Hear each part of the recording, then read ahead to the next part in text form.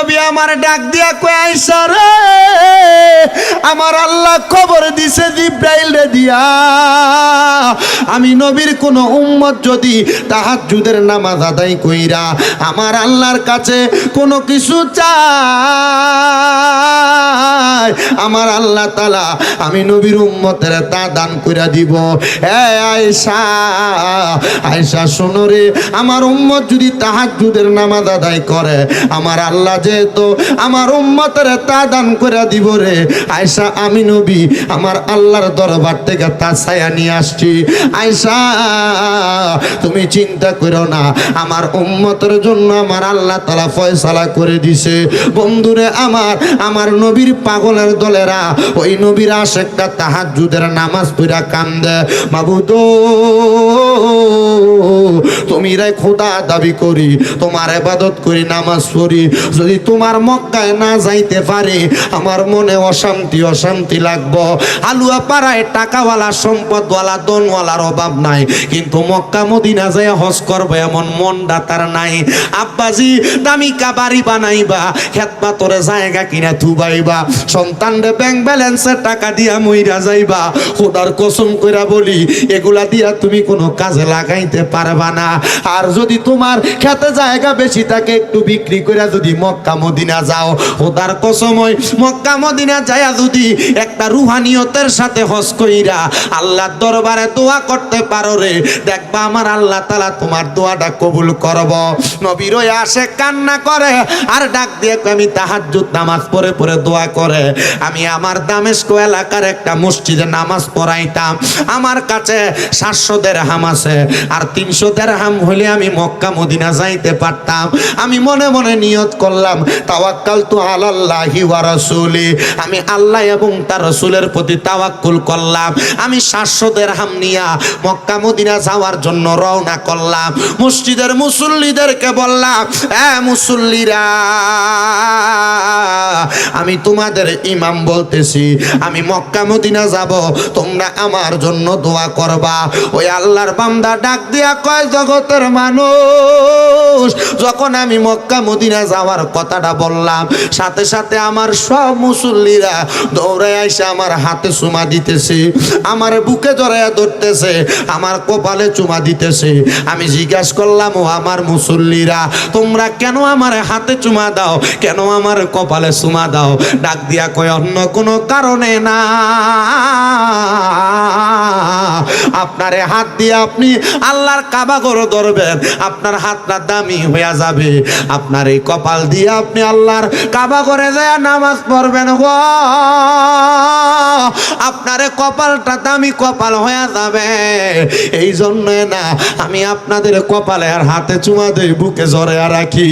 ও হাদি সাহেব আপনি যাওয়ার সময় আমার জন্য একটু খাস করে দোয়া করেন মক্কায় গিয়া আমার নবীর রওজা মুবারকের মধ্যে সালাম দিয়েন।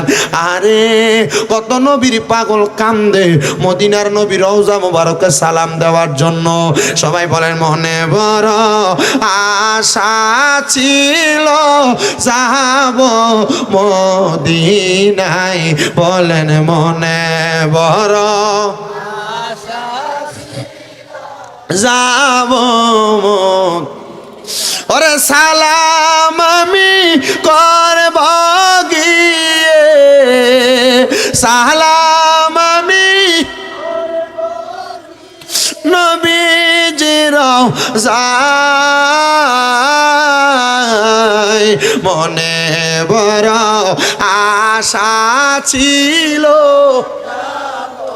মদিনায় বলো মনে বড় যাব আরব সাগর পারি দিব নাই কই আমার তরি পাখি নয়তো উড়ে যাব ডানাতে বরে করি আরব সাগর পারি দিব নাই কই আমার তরি পাখি নয়তো উড়ে যাব ডানাতে বরে করি আমার আশায় আছে সম্বল নাই আশা নাই করি কিউ পাই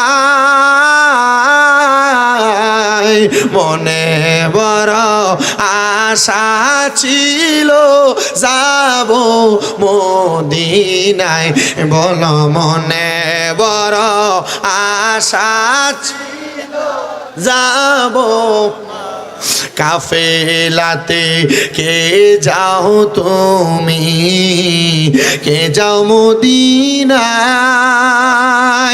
এ গরিবের সালাম দিও মদিনার বাদশাই বলো কাফেলাতে কে যাও তুমি কে যাও মদিনায় এ গরিবের সালামে দিও মদিনার বাদশায় আইরে কইও গিয়া আমার সালাম কইও গিয়া মদিনার বাদশায় মনে বড় আশা ছিল মদিনায় বলো মনে বড় আশা যাবো বাজানো ও হালুয়া পাড়া এলাকার ভাই বাবারা এবার ইমাম সাহেব উনি ওনারা গাটুরে নিয়া সুন্দর কইরা মুসল্লিদের থেকে বিদায় নিয়ে রওনা করছে ছোট ছোট দুইটা বাচ্চা দৌড়ে তাদের বাড়িতে গেছে যে ডাক দিয়ে কয় ওগো দাদিমা আপনি জানেননি আমাদের এলাকার ইমাম সাহেব উনি মক্কা মদিনা যায় ওই দাদি ডাক দিয়া কয় এ নাতির দল শোনো আমার তো বড় শখ ছিল মক্কা মদিনা যাওয়ার জন্য আমি কিছুদিন কিছু করে টাকা আমি আমার একটা থলের মধ্যে জমাইছি আমার বয়সের যে অবস্থা আমি মক্কা মদিনা যাইতে পারবো কিনা জানি না নাতিরে যিনি মদিনায় যায় যিনি মক্কায় যায় ওনারে আমি একটু দেখা করতে চাই আমার একটু দেখা করার ব্যবস্থা করে দাও দুই নাতি সহ দাদিমা লাঠি বট দিয়া দিয়া সামনে রাস্তায় আইসা দাঁড়াইছে আর দাঁড়ানোর সাথে সাথে হযরত আল্লাহর ওলি উনি ডাক দিয়া কয় ও দাদিমা আপনি কেন আমার রাস্তায় আটকে দাঁড়াইলেন উনি ডাক দিয়া কয় কেন দাঁড়াইলেন আমার রাস্তাটা আপনি যদি আটকে দেন আমি মক্কা মদিনা যাইতে আমার দেরি হয়ে যাবে দাদিমা বুড়িমাটা ডাক দিয়া কয় বাবা আমার বড় একটা শখ ছিল মক্কা মদিনা যাইতাম কিন্তু আমার টাকায় কুলায় না আমি অল্প কিছু দিরহাম জমাইছি যেটা দিয়ে আমি মক্কা মদিনা যাইতে পারবো বাবারে আমি যেহেতু বয়স শেষের দিকে চলে গেছে তুমি আমার কোটিটা রাইখা দাও এটা তুমি মক্কা মদিনা যায় খরচ করবা তবে আব্বাজি আমার সালামটা রাসূলে পাকের রওজা মুবারকে দিবা ও বন্ধু যখন এই কথাটা বলছে গো বলার সাথে সাথে আল্লাহর ওলি আল্লাহর দরবারে একটা সেজদা দিয়া পড়ে গেছে সেজদা দিয়া পইরা ডাক দিয়া কয় আল্লাহ আপনার কাছে চাইলে কোনো কিছু ফেরত যায় না কোনো কিছু খালি যায় না আল্লাহ আপনি আমার যেই টাকাটার অভাব ছিল যেই টাকাটা অপরিপূর্ণ ছিল কম ছিল আপনি বুড়ি মারে দিয়ে আমার টাকাটা আপনি পূরণ করে দিছেন এবার ওই হযরতে আল্লাহর ওলি বুজুর্গ মানুষ বলে আমি যাইতে যাইতে মক্কা শরীফ গেলাম হজ করার জন্য আমি মক্কা শরীফ যাইয়া দেখি রে আমার সেই বুড়িমাটা অল্প কিছু দিরহাম দিয়া সহযোগিতা করছে আমার আগে উনি মক্কা শরীফ তাওয়াফ করতেছে আমি উনাকে ধরতে পারলাম না আমি মক্কা তাওয়াফ করে যখন সাফা মারওয়ায় গেলাম আমি যাইয়া দেখলাম সাফা মারওয়ার এই পাশে আমি আর ওই পাশে ওই মহিলাটা হাঁটতেছে আমি ওই পাশে যাওয়ার পর দেখলাম এই পাশ দিয়ে মহিলাটা হাঁটতেছে আমার সাফা মারওয়ার 7টা তাওয়াফ যখন হয়ে গেছে আমি 7টা তাওয়াফ শেষ কইরা রে আমি এবার যখন বের হইলাম আমার বের হওয়ার সাথে সাথে আমার নবীজির জন্মের জায়গা আমার নবীজি যে ঘরে মওলুদ হইছে ওই ঘরটা দেখা যায় আমি দেখলাম ওই মহিলাটা ওই নবীর ঘর মুবারকের কাছে দিয়া হাইটা ওই মহিলাটার সামনের দিকে চলে যাচ্ছে। আমি যা ডাক দিলাম, মা ও বৃদ্ধ মা গো, আপনি কেমনে গো মক্কা মদিনা আসলেন? আপনার না টাকা ছিল না, আপনার না আসার মতো কোনো সম্পদ ছিল না। মহিলা ডাক দিয়া কয়, কেমনে আসছি জানো? আমি যেই এলাকা দামেস্কের মানুষ, ওই দামেস্কের বাদশা, আমি তোমার দেরহাম দিয়া ফিরে আসার সময় ওই বাদশা আমারে আইসা বলছে আমারে নাকি বাদশা মক্কা মদিনা পাঠাবে। বাদশা ঘোড়ার পিঠে চড়াইয়া আমি মহিলারে মক্কা মদিনা নিয়ে আসছে। আমি মক্কায় হজ করছি। আল্লাহর বান্দা বুজুর্গ ডাক দিয়া কয়, আল্লাহ, কেউ 300 দিরহামের জন্য মক্কা মদিনা আসতে পারে না, আর কেউ 300 দিরহাম দান করার পরে বিনা টাকায় সে মক্কা মদিনা চলে আসে। কারণটা কি গো আল্লাহ, আপনি একটা বার আমার জানিয়ে দেন না। এবার আল্লাহর বুজুর্গ বান্দাটা তাহাজ্জুদ নামাজের মুসল্লায় কান্দে, আল্লাহ আপনার এমন লীলা খেলার ভেদ আমরা বুঝি নাই। ও আল্লাহ, আপনার লীলা খেলা আপনি আমারে বুঝায় দেন না। আপনি কেমনে মহিলাটারে মক্কা মদিনা আনাইলেন? এবার আল্লাহর বুজুর্গ বান্দা বলে, আমি যখন তাহাজ্জুদের নামাজ পড়িরা আমার আল্লাহ তাআলার দরবারে কান্না করতে লাগলাম, গায়েবী ভাবে ইলহাম আসলো, আওয়াজ আসলো, এ আল্লাহর বুজুর্গ বান্দা তুমি কান্না কইরো না।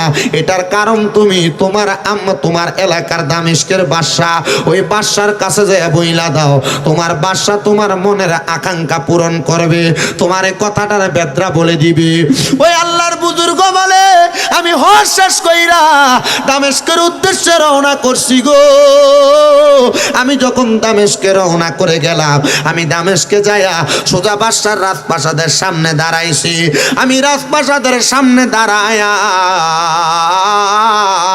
বাদশারে ডাক দিলাম, এ বাদশা গো, আপনি বড় মানুষ, আপনার সঙ্গে আমার একটু বোঝাপড়া আছে, আপনি কি আমারে আমার কথাটার জবাব দিবেন? ওনাকে বারবার বাদশার ঘরের সামনে থেকে তাড়াইয়া দেয়। দ্বিতীয়বার বাদশা দেইকা তারে ডাক দিয়ে তার ঘরে ঢুকাইছে।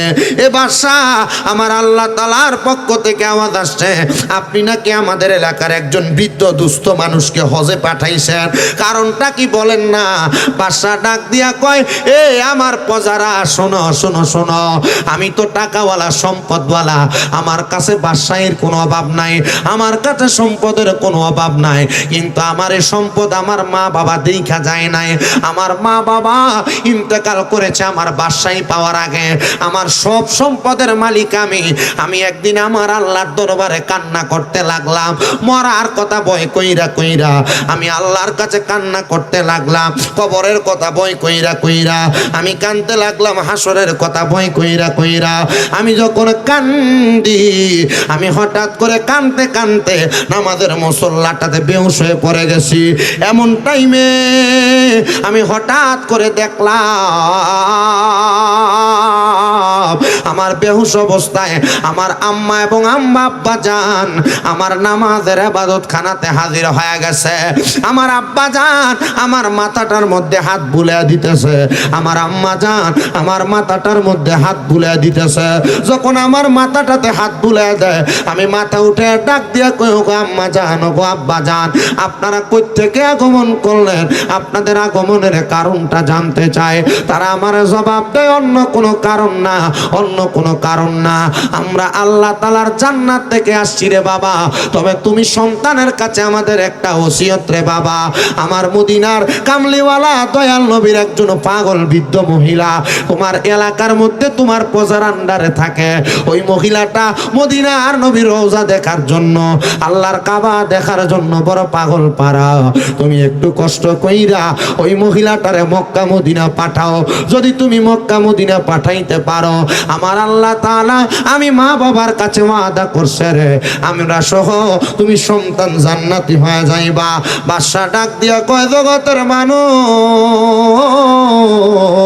আমি আল্লাহর জান্নাত পাওয়ার জন্য আমি কবরকে ভয় কইরা, হাসরকে ভয় কইরা এই বৃদ্ধ মহিলাটারে মক্কা মদিনা পাঠাইছি। বলে কেমনে পাঠাইছেন? একটা বার বলেন না। বলে অন্য কোনো কারণ না, অন্য কোনো কারণ না, আমি একটা কারণে পাঠাইছি আমার মা বাবা জান্নাতি হবে সেই জন্য, আমি জান্নাতি হবে সেই জন্য পাঠাইছি। বলে আপনার মা বাবা জান্নাতি হয়েছে কিনা আপনি জানেন নাকি? বলে না না না, আমি এখনো আমার আম্মা আব্বারে আর স্বপ্ন দেখি নাই। আল্লাহর ওই বুজুর্গ বান্দা ডাক দিয়া সামনে আইনা কয় বাদশা আপনি আমার সামনে বসেন, আপনি আপনার মুখ দিয়া একবার সূরা ফাতিহা, 3 বার সূরা ইখলাস, কয়েকবার ইস্তেগফার, কয়েকবার দুরূদ শরীফ পড়া চক্ষু বন্ধ কইরা সিজদার মধ্যে যায়া আপনি আমার মুনিবকে দেখার চেষ্টা করেন। আল্লাহর ওই বুজুর্গ বান্দা এই কাজটা যখন করাইলো, উনি বলেন আমি কান্না করতে করতে আমার নামাজের মুসল্লাতে আবার বেহুশ হয়ে গেলাম। আমি দেখলাম আমার আম্মা আব্বা জান্নাতের মধ্যে সুন্দর একটা থাল নিয়া দামি দামি খাবার ভক্ষণ করতেছে। আমি জিজ্ঞাসা করলাম ও মা,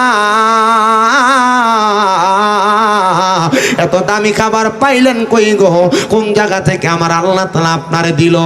আপনি নবী বলেন না কেন এমন ভাবে মারা যাবে? নবী আমার বলেন শোনো, ওই বান্দাদের কথা যারা ফাসিক, যারা মুরতাদ, যারা জিন্দিক, যারা মুনাফিক, যারা কাফের, এদের ব্যাপারে আমার আল্লাহ তাআলা জানায়া দেয় যখন তারা দুনিয়া থেকে ইন্তেকাল করবে, তারা ইন্তেকাল করার আগে আমার আল্লাহ তাআলা সাজরাতুল ইয়াকিন নামক একটা গাছ আল্লাহ তাআলার লামকানের মধ্যে লাগায় রাখছেন। যেই সাজরাতুল ইয়াকিন নামক গাছের মধ্যে ততগুলা পাতা আল্লাহ তাআলার যতগুলা বান্দা দুনিয়ার জমিনের মধ্যে আছেন, ওই সাজরাতুল ইয়াকিন নামক গাছ থেকে যখন একটা পাতা ছিঁড়ে পড়ে যায়, ওই পাতার মধ্যে দুনিয়ার সকল বান্দাদের নাম লেখা থাকে। ওই পাতার মধ্যে যার নাম লেখা থাকে, ওই নামওয়ালা বান্দাটার কাছে আমার আল্লাহ তাআলা হযরত আজরাইল আলাইহিস সালাতু ওয়াস সালামকে প্রেরণ করেন। আজরাইল আলাইহিস সালাতু ওয়াস সালাম যখন ওই বান্দাটার সামনে আগমন করে, ওই বান্দাটা আজরাইল আলাইহিস সালাতু ওয়াস সালামকে দেখার আগে আজরাইলের সঙ্গে আমার আল্লাহ তাআলা 2 জন ফেরেশতা প্রেরণ করেন। 2 জন ফেরেশতা, যেই ফেরেশতাদের চোখের রং হয় নীল, ওই নীল রংওয়ালা ফেরেশতাদের চেহারাটা দেখা আজরাইল আলাইহিস সালাতু ওয়াস সালামের সামনে কোনো বেঈমান, বেআমল, বেনামাজি বান্দাটা বিছানাতে প্রস্রাব পায়খানা করে দেয়। মদিনার কামলিওয়ালা নবী বলেন উম্মত শোনো শোনো গো, যখন বান্দাটা বিছানার মধ্যে প্রস্রাব পায়খানা করে দেয়, ওই বান্দাটার তখন ওযু ছুটে যায়। যে বান্দার ওযু থাকবে না, ওই বান্দা ঈমান নিয়ে মরার মতো কোনো গ্যারান্টি নাই। ওই বান্দাটা তখন তার মৃত্যুর বিছানার মধ্যে ছটপট ছটপট করতে থাকে। ওই বান্দাটা যখন মৃত্যুর বিছানার মধ্যে ছটপট করতে থাকে, এবার আজরাইল আলাইহিস সালাতু ওয়াস সালাম বান্দার সামনে দাঁড়ায়া যায়। আজরাইল আলাইহিস সালাতু ওয়াস সালাম বান্দার সামনে যখন দাঁড়ায়া যায়, ওই বান্দার সামনে দাঁড়ানোর সাথে সাথে বান্দা তখন তার জিহ্বা দিয়া, মাথার মুখ দিয়া বলতে থাকে ওগো আজরাইল আলাইহিস সালাতু ওয়াস সালাম, আমার রূহ আপনি এমন ভাবে কবজ করবেন না, আমি এখনো পর্যন্ত মরণের জন্য প্রস্তুতি গ্রহণ করি নাই। আমি মৃত্যুবরণ করার পর কবরে কি নিয়ে থাকবো, আমি সেটা নিয়ে এখনো পর্যন্ত কোনো চিন্তা ভাবনা করি নাই। আপনি আমার রূহটা নেওয়ার জন্য একটু অপেক্ষা সাধন করেন। হযরত আজরাইল আলাইহিস সালাতু ওয়াস সালাম তখন ওই বান্দাটার 2 চোয়ালের মাঝখানে তার জিহ্বাটা কামড় পরায়া দিবে। তখন বান্দা আর কোনো কথা বলতে পারবে না, বান্দা আর কোনো কথা বলতে পারবে না। এবার বান্দাটা যখন জিহ্বার মধ্যে কামড় দিয়া দিবে রে বাবারা, ওই বান্দাটা ওই সময় আজরাইল আলাইহিস সালাতু ওয়াস সালামকে তার চোখের ইশারা দিয়া বোঝানোর চেষ্টা করবে ওগো আজরাইল আলাইহিস সালাতু ওয়াস সালাম, আপনি আমাকে এই মুহূর্তে আমার মরণের রূহটা নেওয়ার জন্য অপেক্ষা করেন, কারণ আমি এখনো পর্যন্ত মরার জন্য প্রস্তুতি গ্রহণ করি নাই। রূহটা যখন তার চোখ দিয়ে আজরাইলকে ইশারা দেওয়ার চেষ্টা করবে, তখন মালাকুল মাউত আজরাইলের চেহারা এত ভয়ঙ্কর বিকট চেহারা, ওই বিকট ভয়ঙ্কর চেহারাটার দিকে তাকানোর সাথে সাথে বান্দার চোখগুলা উল্টে যাবে। বান্দার তখন আর ডাইনে বামে দেখতে পাবে না। যখন বান্দার এমন একটা অবস্থা হয়ে যাবে, এ হালুয়া পাড়ার যুব সমাজ, মুরব্বী সমাজ শোনা, তুমি যদি মারা যাওয়ার সময় চোখ উল্টে দাও, মানুষ বলবে আজরাইলের ভয়ঙ্কর চেহারা দেখে ওই মানুষটা চোখটা উল্টে দিছে। যদি বিছানাতে প্রস্রাব পায়খানা করে দাও, মানুষ বলবে হ্যাঁ হ্যাঁ হ্যাঁ, মানুষটা মনে হয় আজরাইলের ভয়ঙ্কর চেহারাটা দেখে বিছানাতে প্রস্রাব পায়খানা করে দিছে। বড় শোনো শোনো শোনো ও পর্দার অন্তরালের আম্মুজিরা, আজরাইল আলাইহিস সালাতু ওয়াস সালামের সঙ্গে বান্দা যখন কথোপকথন শেষ করবে, ওই বান্দাটা চুপচাপ দাঁড়ায় থাকবে। দাঁড়ায় থাকার সাথে সাথে এবার আজরাইলে তখন তার বুক বরাবর তার হাতটা রাখবে। আজরাইল রূহ নেওয়ার জন্য যখন কোনো বান্দার বুকের মধ্যে হাত রাখবে, ওই বান্দাটা বুকের মধ্যে হাতটা রাখার সাথে সাথে বান্দাটা তখন চিৎকার করে কান্না করতে থাকবে। বান্দার সন্তান, স্ত্রী, পুত্র, আত্মীয় স্বজন যদিও তার সামনে থাকে, কিন্তু তার চিৎকারের আওয়াজ কোনো মানুষ শুনতে পাবে না। বলে কেন চিৎকার করবে? শুনো রে বাবা, আজরাইল আলাইহিস সালাতু ওয়াস সালামের নাম কিন্তু আজরাইল শুধু আজরাইল না, আজরাইলের একটা নাম হলো মালাকুল মাউত, মানে হলো মৃত্যুর ফেরেশতা। বলে হুজুর মৃত্যুর ফেরেশতা কেন নাম রাখা হয়েছে? কারণ হলো যখন দুনিয়াতে আল্লাহ তাআলা জিবরাইল আমিন, মিকাইল আলাইহিস সালাতু ওয়াস সালাম, ইসরাফিল আলাইহিস সালাতু ওয়াস সালাম, এই তিনজন ফেরেশতাকে দুনিয়াতে পাঠাইছিলেন আদম তৈরির জন্য, মাটি নেওয়ার জন্য। তিনজন ফেরেশতা এমনি এমনি ফিরে চলে গেছেন, কিন্তু আজরাইল আলাইহিস সালাতু ওয়াস সালাম যখন দুনিয়ার জমিনের মধ্যে আগমন করেছেন, আজরাইলের ডান হাতের প্রথম থাবাটা দিয়া যখন মাটির মধ্যে হাতটা রাখছেন, আজরাইল একটা খাবলের সাথে আজরাইল 40 মণ মাটি নিয়ে গেছেন। 40 মণ মাটি, যে হাতের মধ্যে 40 মণ মাটি আটে, ওই হাতটা যদি কোনো মানুষের বুকের উপর রাখা হয় তার কষ্ট এমনি হবে, এটা স্বাভাবিক বিষয়। আমার নবী রাহমাতুল লিল আলামিন নবী বলে, জগতের মানুষ শোনো, যখন আমি নবীজির রূহ মুবারক আজরাইল আলাইহিস সালাতু ওয়াস সালাম নেওয়ার জন্য আমার হুজরা মুবারকে আসছে, আমি নবীর বুক মুবারকের মধ্যে যখন আজরাইল আলাইহিস সালাতু ওয়াস সালাম তার ডান হাতের অংশটা রাখছেন গো, আমি নবী আল্লাহ বলে একটা চিৎকার মারছে। আমার আল্লাহর ফেরেশতারা জিজ্ঞাসা করে, ইয়া মুহাম্মদ ইরফা, আপনি কেন এমন ভাবে চিৎকার করলেন, আওয়াজ বুলন্দ করলেন? নবী আমার বলে, ফেরেশতার দল শোনো, আমি নবী একটা কারণে আমার আওয়াজকে বুলন্দ করলাম আর আল্লাহ বলে চিৎকার দিলাম। আমার উম্মত কি যদি রূহ নেওয়ার সময় আজরাইল আলাইহিস সালাতু ওয়াস সালাম এমন ভাবে বুকের মধ্যে হাত রাখে, আমার উম্মত কষ্ট পাবে, আঘাতপ্রাপ্ত হবে, আমার উম্মতকে কি এত কষ্ট দেওয়া হবে? তখন বলবে, ইয়া রাসূলুল্লাহ, না না না, ক্বালা মান আতানি ফাদাখালাল জান্নাহ, যারা আপনি নবীর আতাত করবে তারা তো জান্নাতে যাবে, যারা জান্নাতি তারা এমন ভাবে ইন্তেকাল করবে না। ও নবী শুনো,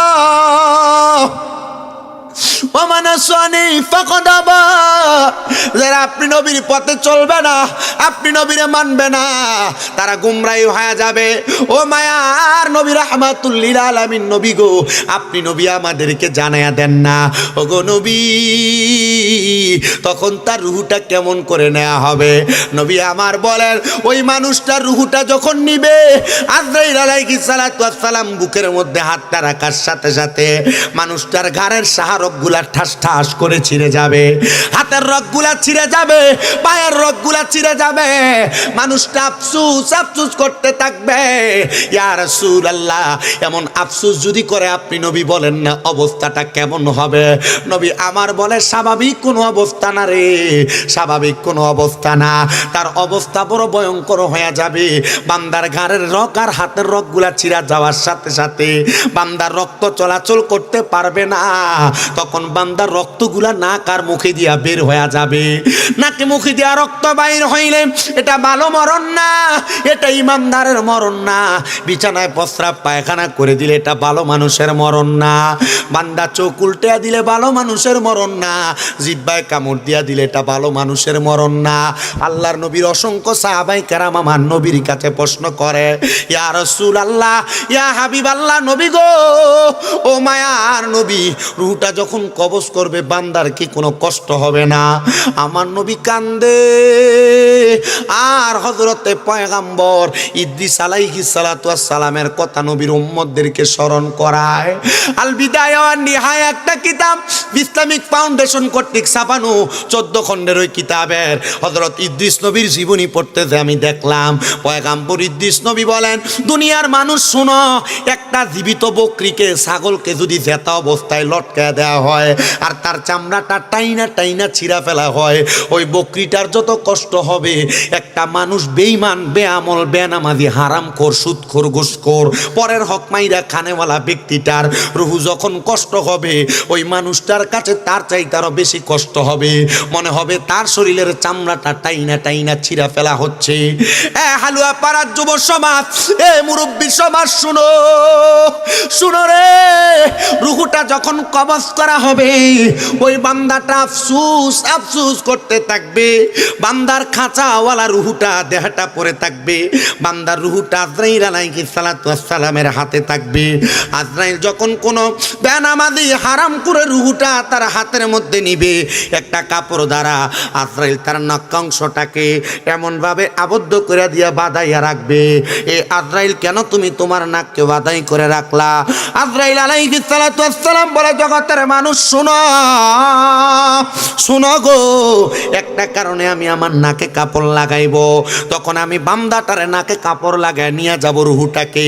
রুহু আমাকে বলবে, আজরাইল তুমি কেন আমার এত তাড়াতাড়ি নিয়ে যাও?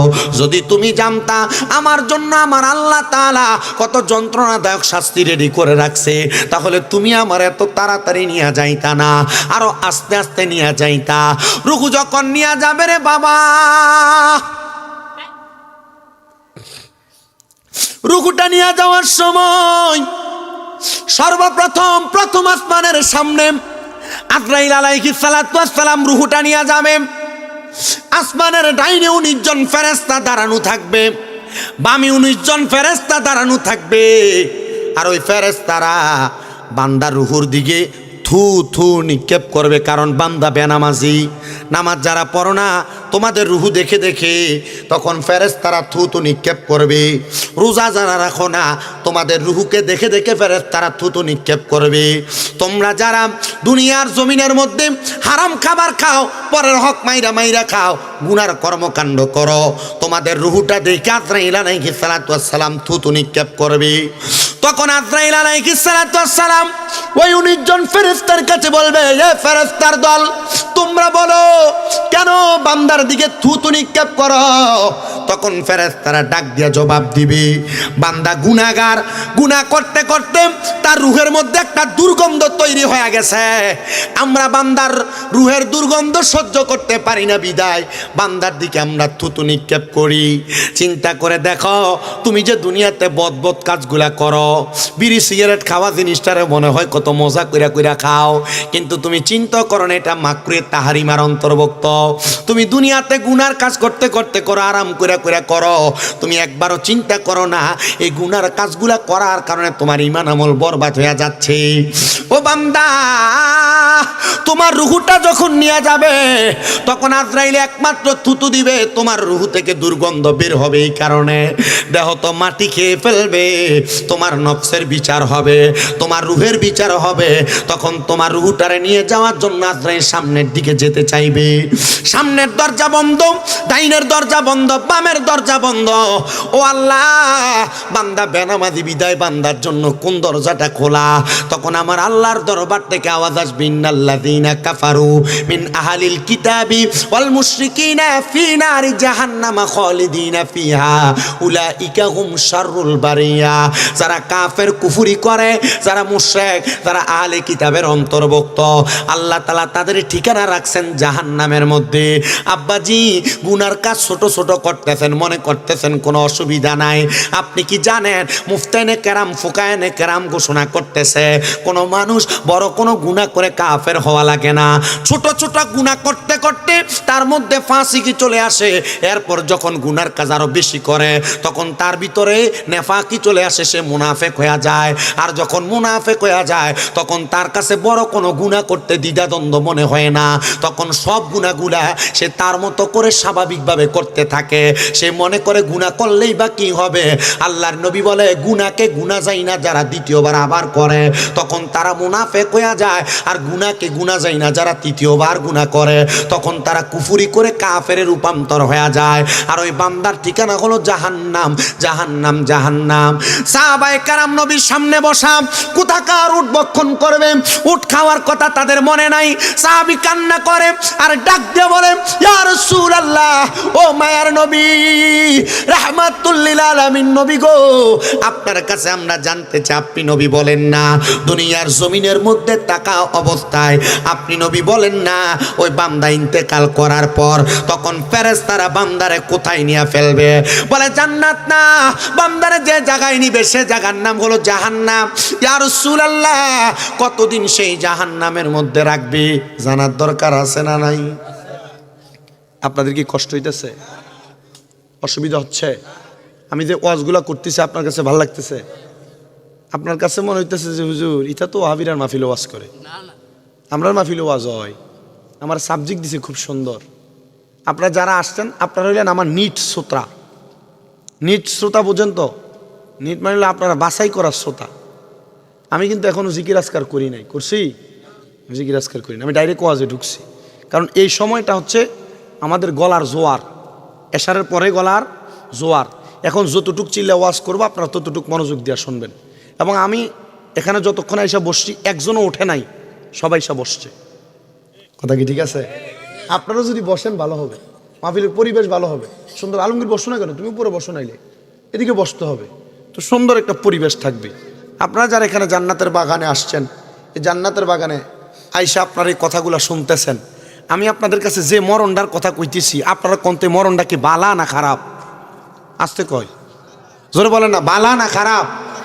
এই খারাপ মরণ যদি আপনি মরেন, তাহলে আপনার মরার পরে মানুষকে আপনারা জান্নাতি কইব? জান্নাতি কইব না। আমি পরিচয় দিতেছি, আপনি কেন জান্নাতি হবেন না? আপনি শোনেন অন্তরটা দিয়া। ও শুনা গজল গায়ে আমি সময় শেষ করতে পারবো, কিন্তু আমি সময় যদি শেষ করি আপনার এই ওয়াজে কোনো কাজ হবে না। কিন্তু যেগুলা বলতেছি আপনার এগুলাতে কাজ হবে। অসুবিধা আছে? শুনবেন ইনশাল্লাহ। তাহলে একটু মোহাব্বতে দুরূদ শরীফ পড়েন। আল্লাহুম্মা সাল্লি। ভাই দুমদুমানিটা কমান না। মাওলানা মুহাম্মদ ওয়া আলা আলি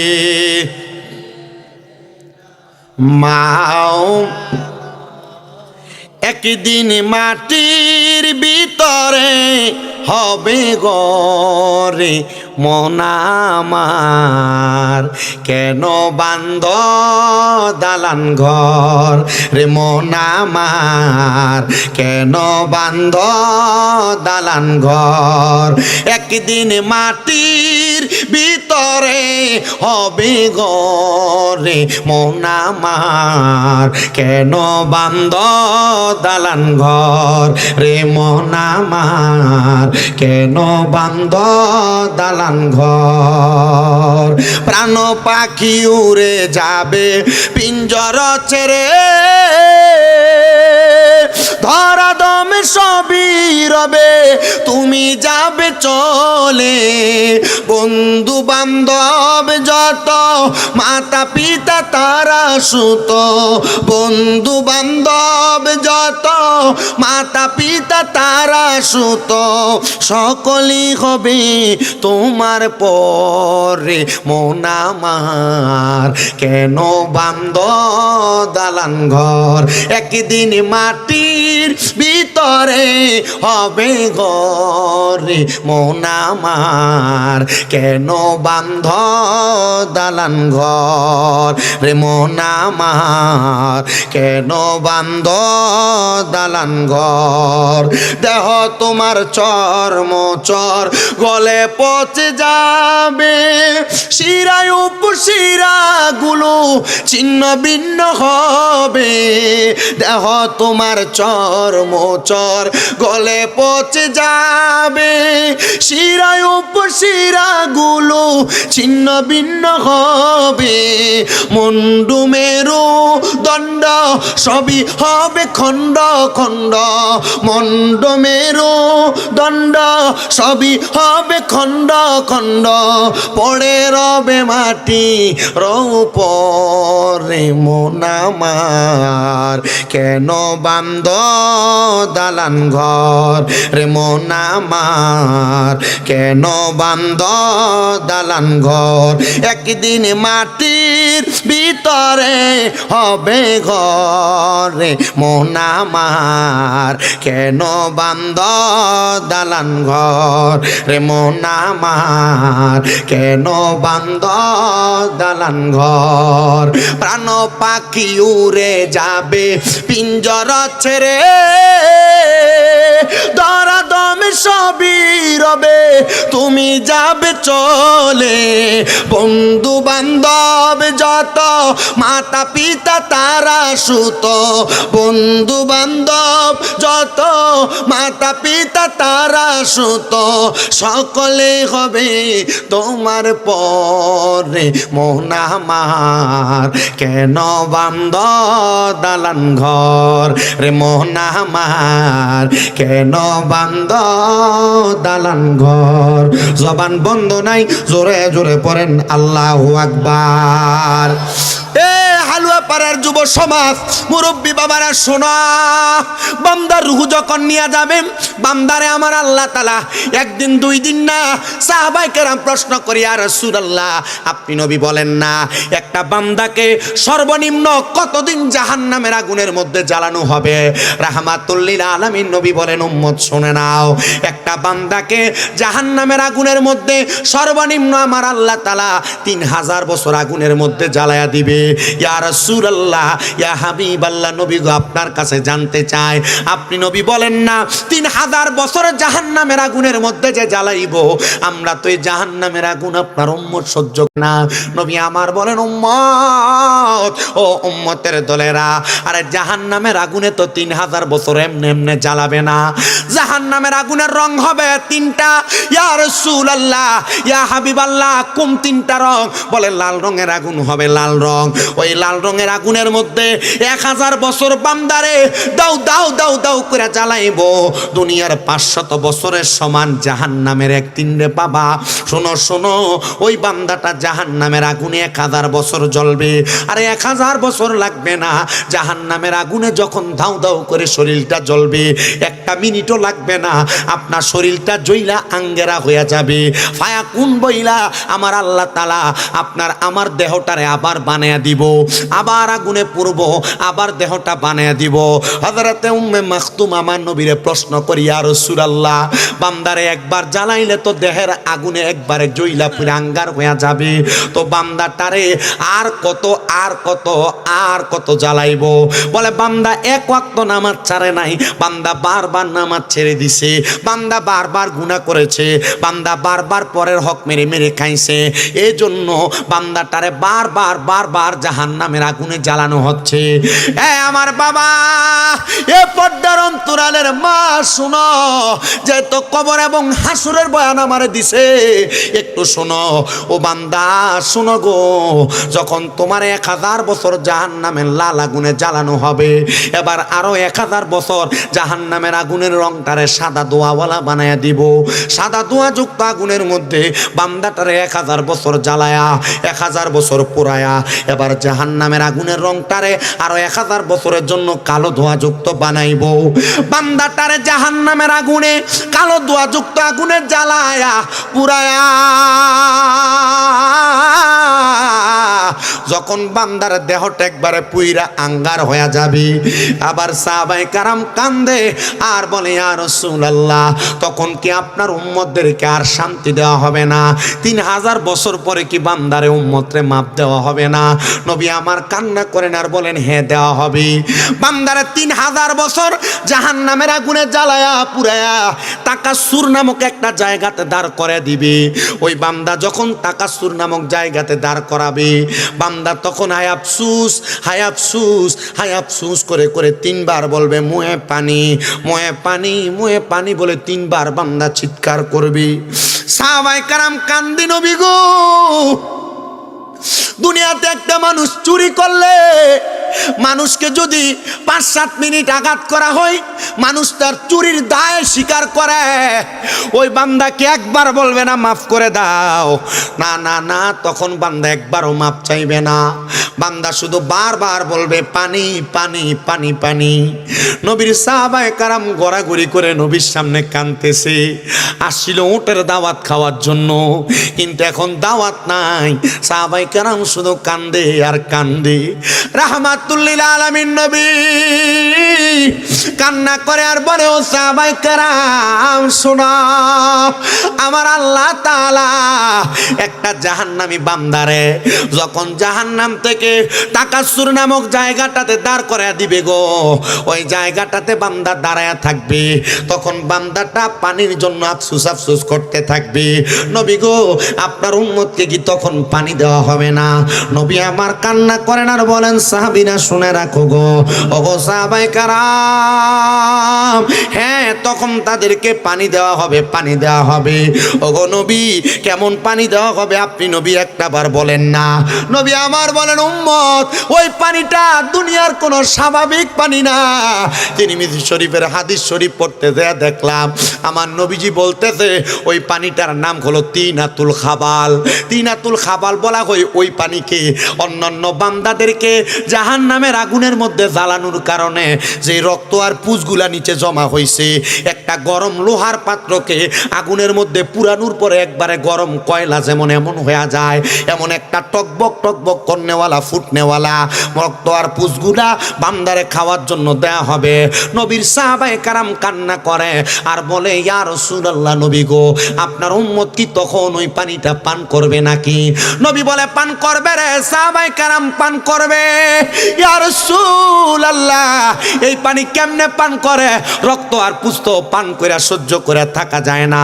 রাহমাতুল লিল আলামিন নবী বলেন, ওই পানি যখন তারা তাদের জিহ্বাতে ঢালবে, তাদের জিহ্বা গলে যাবে, তাদের কান দিয়ে তাদের মগজ গলে গলে বের হবে। ওই মানুষগুলা শুধু এই শাস্তিগুলা ভোগ করবে না, ওই মানুষগুলার পেটের মধ্যে যখন রক্ত পুঁজগুলা যাবে, এটা এমন গরম উত্তপ্ত, তাদের পেটের নাড়ি বুড়িগুলা পর্যন্ত গলে যাবে, তাদের পেটের নাড়ি বুড়িগুলা গইলা গইলা তাদের পায়খানার রাস্তা দিয়ে থরথর থরথর করে বের হবে। এ আব্বাজি, আপনারা যারা দুনিয়ার জমিনের মধ্যে অভদ্রভাবে চলাফেরা করেন, আপনারা যারা হারাম কাজে লিপ্ত, আপনারা যারা নামাজের সাথে সম্পৃক্ত না, আল্লাহর ঘরের সাথে সম্পৃক্ত না, মদিনার নবীর সাথে আপনাদের সম্পর্ক নাই, আউলিয়া কেরামের সাথে সম্পর্ক নাই, খোদা কি কসম করে বলি রে আমার হালুয়া পাড়ার বাবারা, আপনার কবরে এমন শাস্তি হবে, ওগো মায়ার নবী, এমন শাস্তি আমরা সহ্য করতে পারবো না।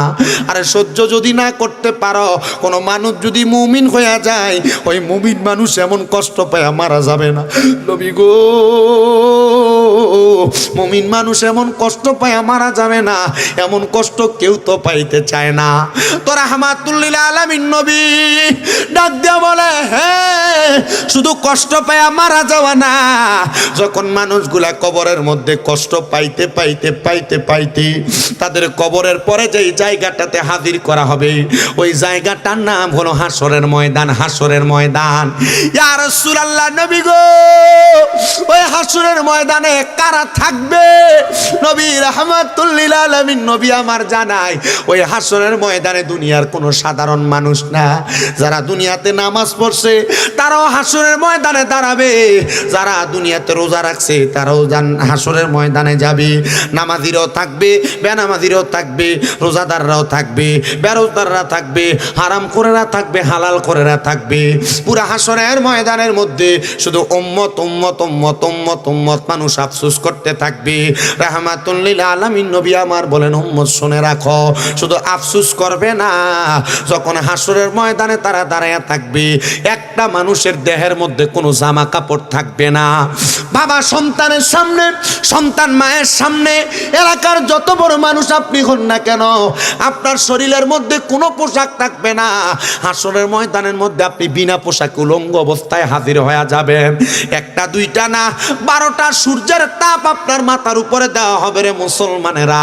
12টা সূর্যের তাপ যখন আপনার আমার মাথার উপরে দেওয়া হবে, আমাদের মগজগুলো টকবক করে করে ফুটে ফুটে আমাদের কান দিয়ে বের হবে, আমরা আফসোস করব। নবী সাহাবায়ে কেরাম কান্দে, ইয়া রাসূলুল্লাহর কেমন অবস্থা হবে? আমার নবী বলে যে হাসরের ময়দানের কথা তোমরা শুনতে পাচ্ছ, ওই হাসরের ময়দানটা তামা দ্বারা তৈরি হবে, গরম উত্তপ্ত ওই তামার ময়দানে ছেড়ে দেওয়া হবে। হায় রে হালুয়া পাড়ার বাবা, ওই তামার উত্তপ্ত হাসরের ময়দানে দুনিয়ার মানুষ থাকতে পারবে না। হাসরের ময়দানে মানুষের ঘাম থাকবে কারোর হাঁটু পরিমাণ, কারোর নাভি পরিমাণ, কারোর বুক পরিমাণ, আর কেউ ঘামের সাগরের মধ্যে সাঁতার কাটতে থাকবে। এত কঠিন অবস্থা হবে। সাহাবায়ে কেরাম বলেন, ইয়া রাসূলুল্লাহ, আপনি কি তখন আপনার উম্মতদেরকে উদ্ধার করবেন না? নবী আমার বলেন, উম্মত শোনো, কেমন উদ্ধার আমি নবী করব জানো? হাসরের ময়দানের সব দিক থেকে আগুনের লীলাভূমি ছেড়ে দেওয়া হবে। সব বান্দা আর উম্মতদেরকে একটা জায়গার মধ্যে একত্রতা করা হবে। ডান দিক থেকে আগুন, বাম দিক থেকে আগুন, পেছন দিক থেকে আগুন তাদেরকে দৌড়ায়া হাসরের ময়দানের একটা কর্নারের মধ্যে দাঁড় করায়া দিবে। ওগো নবী, আপনি নবী তখন কোন জায়গাতে থাকবেন? নবী আমার বলেন, উম্মত শুনো, আমি নবী তখন পশ্চিম দিক থেকে দৌড়ে হাসরের ময়দানে হাজির হয়ে যাব। আমি দেখব গো আমার উম্মতদের চেহারাগুলা একবারে মলিন মলিন মলিন মলিন দেখা যায়। একটা সন্তানের মা মারা যাওয়ার পরে, বাবা মারা যাওয়ার পরে এতিম সন্তানের চেহারাটা যেমন দেখা যায়, আমার উম্মতেরা এমন এতিমের মতো হাসরের ময়দানে দাঁড়ায়া থাকবে। ইয়া রাসূলুল্লাহ, ওই এতিম উম্মতদেরকে আপনি ছাড়া কে বাঁচাইবে গো? আমার নবী কান্দি আর বলে, সাহাবায়ে কেরাম তোমরা শোনো, আমি নবীকে আমার আল্লাহ তাআলা এমন একটা জায়গা দান করবে যে জায়গার ব্যাপারে আল্লাহ বলেছেন, ওয়া মিনাল লাইলি ফাতাহাজ্জাদ বিহি নাফিলাতাল লাকা আসা আইয়া বাসাকা রাব্বুকা মাকামাম মাহমুদা। আমার আল্লাহ তাআলা প্রশংসার জায়গা মাকামে মাহমুদ আমি নবীরে হাসরের ময়দানে দান করে দিবি। আমি নবী ওই হাসরের ময়দানে মাকামে মাহমুদ নামক জায়গার নিচে যখন দাঁড়াবো, সমস্ত মানুষের মাথার উপরে সূর্যগুলার তাপ দিতে থাকবে। আমি নবী মাকামে মাহমুদের নিচে দাঁড়ায়া আমার উম্মতের মধ্যে যারা নামাজি আছে, আমি নবী তাদেরকে টান দিয়া ওই মাকামে মাহমুদের নিচে প্রবেশ করাবো। আমার উম্মতের যেই মহিলারা পর্দা করেছে, যেই মহিলারা নামাজ আদায় করেছে, স্বামীর আদেশ মেনেছে, আমি নবী তাদেরকে টান দিয়া মাকামে মাহমুদের নিচে নিব। আমার উম্মতের যেই পুরুষেরা আমি নবীর পথ এবং আদর্শ মোতাবেক চলেছে, আমি নবী তাদেরকে টান দিয়া দিয়া নিয়ে যাব।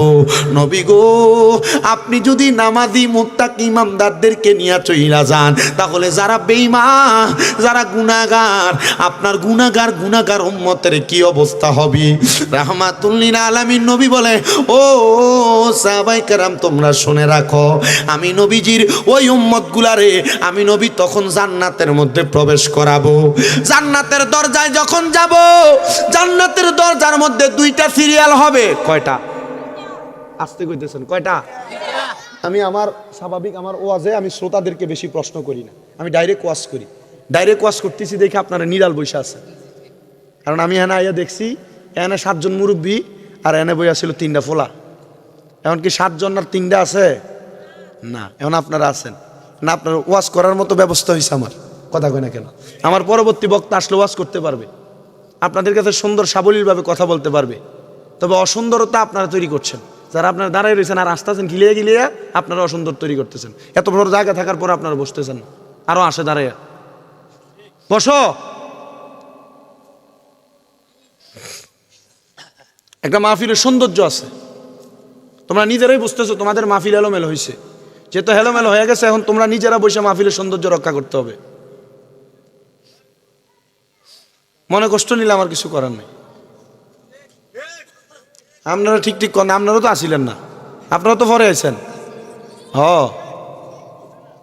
হ্যাঁও বোঝে, সবাই বোঝে, বোঝে নাকি? যে বোঝে না হ্যাঁও বোঝে, ঠিক নেই? আচ্ছা, আল্লাহ আমাদেরকে এখানে আসার বসার তৌফিক দিছে, আলহামদুলিল্লাহ। আমি কথা কোন জায়গায় ছিলাম? জাহান্নামের কইয়া ছিলাম, তুই শুধু কয়ে দেস।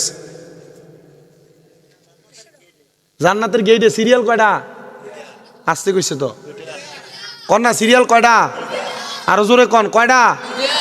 একটা সিরিয়াল হইব আমাদের নবী এবং নবীর উম্মত, আর একটা সিরিয়াল হইব অন্য সব নবীরার এবং নবীর উম্মতরার। একটা করে 2টা সিরিয়াল জান্নাতের গেইটে।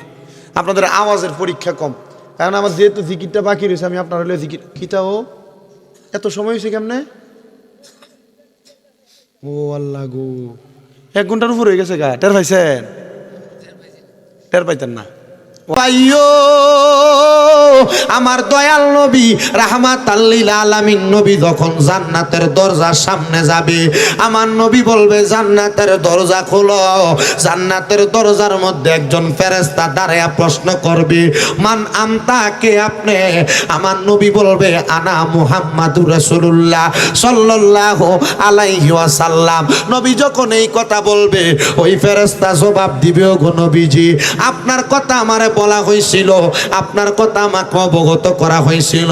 অথবা ফেরেশতা বলবে আমি আপনার সম্পর্কে জানি, সাথে সাথে জান্নাতের দরজাটা খুইলা দিবে। বন্ধুরে, যখন জান্নাতের দরজাটা খুইলা দিবে, ওই জান্নাতের দরজা দিয়া অন্যান্য সব নবীরা ওনাদের উম্মতদেরকে নিয়ে দাঁড়ায়া থাকবেন। আর আমার দয়াল নবী রাহমাতুল লিল আলামিন নবীজি নবীর উম্মতদেরকে জান্নাতে প্রবেশ করাইব। আমার নবীর উম্মতদেরকে যখন জান্নাতে প্রবেশ করাইব, আমার দয়াল নবী জান্নাতের দরজার চৌকাঠ বরাবর দাঁড়ায়া থাকবেন। নবী আমার কয় উম্মত শোনো রে, আমি নবী কেন জান্নাতের দরজার চৌকাঠে দাঁড়ায়া থাকব? কারণ আমি নবীর উম্মতের ভিতরে একজাত উম্মত যারা নামাজ পড়ছে, রোজা রাখছে, হজ করছে, যাকাত দিছে, দান সদকা করছে, আমি নবী তাদেরকে না জান্নাতে পাঠাইলাম। কিন্তু গুনাহগার উম্মতের কি হইব?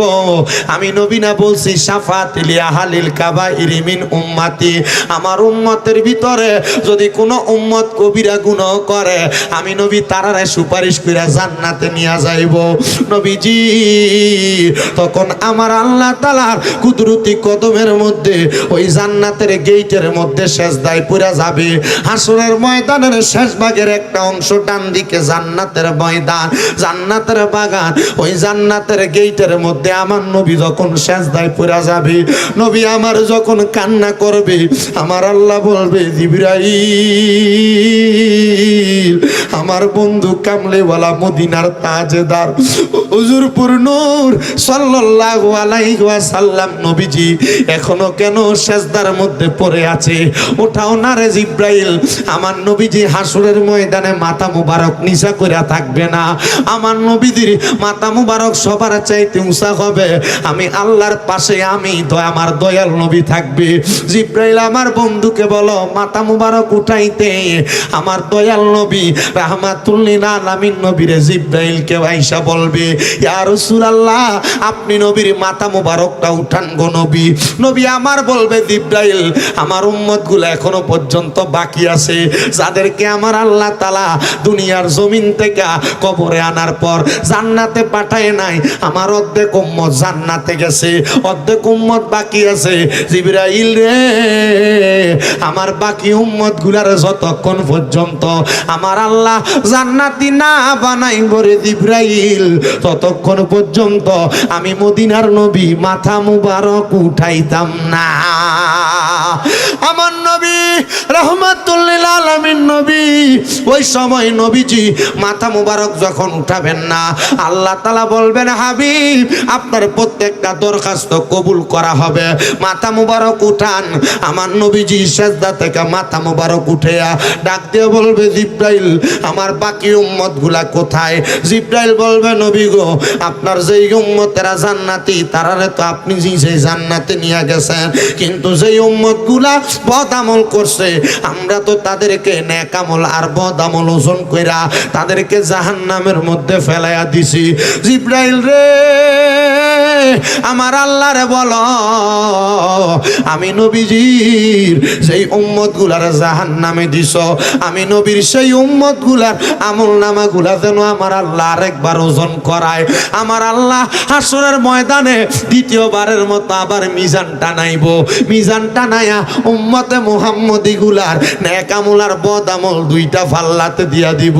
উম্মতে মুহাম্মদীর বদ আমলের পাল্লাটা বাড়ি হইয়া নিচের দিকে যাবে, আর নেক আমলের পাল্লাটা হালকা হইয়া যখন উপরের দিকে যাবে, আমার নবীজির আসকান মুবারকের ভিতর থেকে একটা কাগজের টুকরা বাহির কইরা আমার দয়াল নবী ওই নেক আমলের পাল্লার মধ্যে দিয়া দিবে।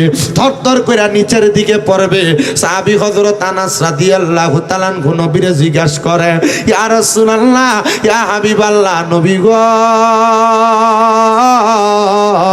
ওগো মায়ার নবী, যখন যেই কাগজের টুকরাটা দিবেন এটার মধ্যে কি থাকবে গো নবী? আমার নবী কয় একবার আমি নবীর প্রতি দুরূদ শরীফ লেখা থাকবে। বন্ধুরে, ওই দুরূদ শরীফ যে লেখা থাকবে, আমার দয়াল নবী রাহমাতুল লিল আলামিন নবীর সাহাবায়ে কারাম বলে নবী গো, তাইলে আমরা যদি বারবার আপনি নবীর প্রতি দুরূদ শরীফ আদায় করি, আমরার নেক আমলের পরিমাণ কেমন হবে?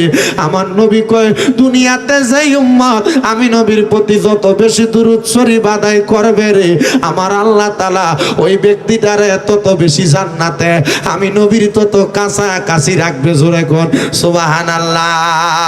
ওরে দুরুদের পাগল হইলে করবে নবী পার, বলেন দুরুদের পাগল হইলে করবে নবী পার। আল্লাহুম্মা সাল্লি আলা ফরবার হেবার, বলেন আল্লাহুম্মা সাল্লি। আস্তে পরে বলেন দুরুদের পাগল হইলে করবে নবী পার, দুরুদের পাগল হইলে করবে নবী পার। আল্লাহুম্মা সাল্লি আলা ফরবার হেবার, বলেন আল্লাহুম্মা সাল্লি আলা। আইরে নবীর দুরুদ পড়ে যারা, আরে সাচ্চা ইমানদার তারা, বলেন নবীর দুরুদ পড়ে যারা, আরে সাচ্চা ইমানদার তারা। আইরে অহরহ ফর দুরুদ, অহরহ ফর দুরুদ নবী মুস্তাফা। আল্লাহুম্মা সাল্লি আলা ফরবার হেবার, বলেন আল্লাহুম্মা ফরবার হেবার। হাইরে দুরুদের পাগল হইলে করবে নবী পার, বলেন দুরুদের পাগল হইলে করবে নবী পার। আল্লাহুম্মা সাল্লি আলা ফরবার হেবার। আরে নবীর প্রেমে পাগল হইয়া, আরে যাও রে আশিক দুরুদ পইরা, বলেন নবীর প্রেমে পাগল হইয়া, আরে যাও না আশিক দুরুদ পইরা। আইরে যত বেশি পড়বা দুরুদ, যত বেশি পড়বা দুরুদ খুশি হয় আল্লাহ। আল্লাহুম্মা সাল্লি আলা ফরবার বার, বলেন আল্লাহুম্মা বারে বার। আইরে দুরুদের পাগল হইলে করবে নবী পার, বলেন দুরুদের হইলে করবে নবী পার। আল্লাহুম্মা সাল্লি আলা ফরবার হেবার, বলেন আল্লাহুম্মা সাল্লি আলা। বাজানো ও আমার হালুয়া পাড়া এলাকার ভাই বাবারা, বন্ধুরা, পর্দার অন্তরালের মা বোনেরা, দেখছেন নি আমার দয়াল নবীজির উম্মতদেরকে নবী কেমনে সুপারিশ কইরা জান্নাত পর্যন্ত নিয়ে যাইব। আমার নবী কই উম্মত, আমি নবীর একটা উম্মত যদি জান্নাতে যাওয়া বাকি থাকে ততক্ষণ পর্যন্ত আমি নবী জান্নাতের দরজা বন্ধ করতাম না। ভাইও আমার গভীর মনোযোগ দিয়া বয়ানটা শ্রবণ করার চেষ্টা করেন। আমার দয়াল নবীর এমন একজন পাগল ছিল যিনি আমার নবীজির প্রেমে পাগল হইয়া ওনার সারাটা জিন্দেগি আল্লাহ এবং তার রাসূলের জীবনীতে কাটায়া দিছে, কিন্তু উনি কোনোদিন আমার নবীরে দেখে নাই। নবী যেই খোদার পাগল ওই খোদার কাবা বাইতুল্লাহ দেখে নাই। নবী যেই মদিনার মধ্যে শুয়া রইছে ওই নবীজির মদিনা শরীফ দেখে নাই। এ বন্ধু, আমার দয়াল নবী রাহমাতুল লিল আলামিন নবীরে না দেখাও আমার নবীজির প্রেম অন্তরে নিয়ে রাখছে। ওই ব্যক্তি চিন্তা করতেছে আমি তো মক্কা মদিনা যাওয়ার জন্য বড় আশে, কিন্তু কেমনে মক্কায় যাব, আমার কাছে টাকা নাই, আমার কাছে পয়সা নাই। রে মদিনা বহুদূর, রে মদিনা বহুদূর, পাখা নাই মোর উড়িয়া যাইতাম, যাইতাম বহুদূর। মদিনা বহুদূর, রে মদিনা বহুদূর, দেহে নাই মোর পাকায় আমার গায়ে নাই জোর মোর জোর পাখা যদি দিত মাবুদ পাখা যদি দিত মাবুদ জিয়ারতি করিতাম বহু দূর নাই রে জহে জোর বলো নাই রে দেহে জোর পাখা নাই মোর উড়িয়া যাইতাম মদিনা বহু দূর বলো পাখা নাই মোর উড়িয়া যাইতাম মদিনা বহু দূর এ বন্ধু শোনো আল্লাহর বান্দা কয় আমি মক্কা মদিনা যাইতে বড় পাগল কিন্তু যাইতে পারি না আমার কাছে টাকা নাই পয়সা নাই সম্পদ নাই কিন্তু আমার কাছে একটা সম্পদ আছে যে ইবাদতের মাধ্যমে আমার আল্লাহ তাআলা একটা মানুষের সম্পদ দিতে পারে টাকা পয়সা দিতে পারে বন্ধুরে আল্লাহর বান্দা কয় ওইটা হইল আমি আল্লাহর দরবারে তাহাজ্জুদ নামাজ পড়তাম যে আয়াতে কারিমা আমি আপনাদের কাছে খুতবায় তেলাওয়াত করছি আল্লাহ কয় বন্ধু নবী গো আপনি রাতের কিছু অংশ তাহাজ্জুদের নামাজ আদায় করেন যদি আপনি তাহাজ্জুদের নামাজ আদায় করেন অতি সত্বর আমার আল্লাহ তাআলা আপনি নবীরে মাকামে মাহমুদ দান করবে যখন আমার নবীজির উপরে আয়াত নাজিল হয় আমার নবীজি একটা না 3 দিন কান্না করেছে আম্মা জান আয়েশা সিদ্দিকা বলে আমি দেখলাম আমার নবীজি এমন ভাবে কান্না করে নবীজির চোখ মুবারক গুলা কানতে কানতে একবারে লাল হইয়া ফুইলা গেছে নবীজির দাড়ি মুবারক গুলা পানি দিয়া চুপচুপা হয়ে গেছে